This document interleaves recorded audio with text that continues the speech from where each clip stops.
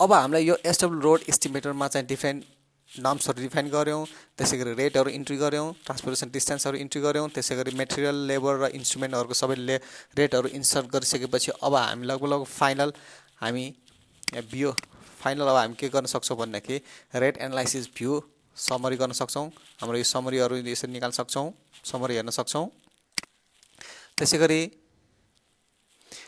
View detail rate analysis गर्न सक्छौँ। यो रेट एनालाइसिस डिटेल यसरी हामी रेटहरू डिटेल हामी हेर्न सक्छौँ।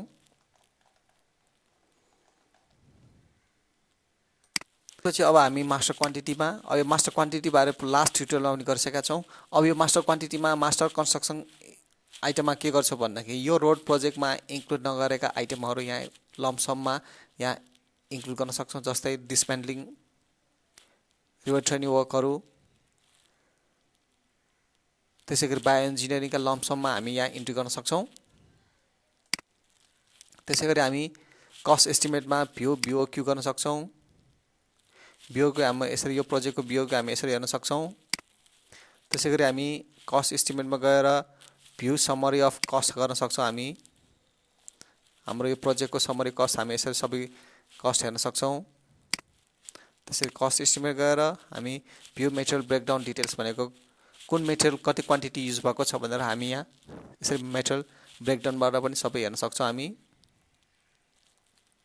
यति गरिसकेपछि अब लास्ट काम भनेको के बाँकी भयो भनेदेखि हामी रिपोर्ट एक्सट्र्याक्ट गर्ने काम हो। रिपोर्ट एक्सट्र्याक्ट भनेको कहाँ जान्छौँ भनेको रिपोर्टमा जान्छौँ। रिपोर्टमा एक्सपोर्ट एस्टिमेट रिपोर्ट गर्छौँ। सपोज टिक अल गर्छौँ, जेनेरेट गर्छौँ।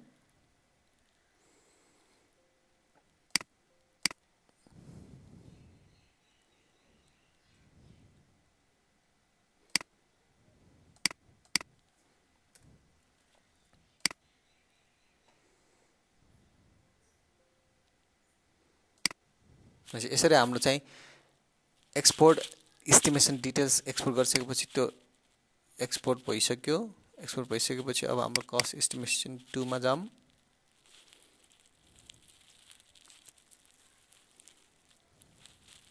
यति भइसकेपछि अब हाम्रो एस्टिमेसन सिटहरू एक्स्ट्रा गरिदिएको छ।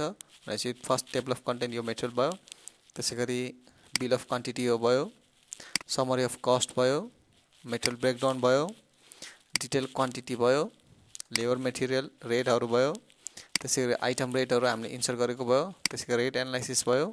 हामी यसरी चाहिँ यो सबै मेटेरियलहरू चाहिँ हामी एक्सट्र्याक्ट गरेको एक्सेल सिटमा एक्सट्र्याक्ट गरिसक्यौँ। ल यसरी यो ट्रान्सपोर्टेसन डिस्टेन्स, ट्रान्सपोर्टेसन रेटहरू हामीले चाहिँ यसरी हामी यो रिपोर्टमा हामी यसरी एक्सट्र्याक्ट गर्न सक्छौँ।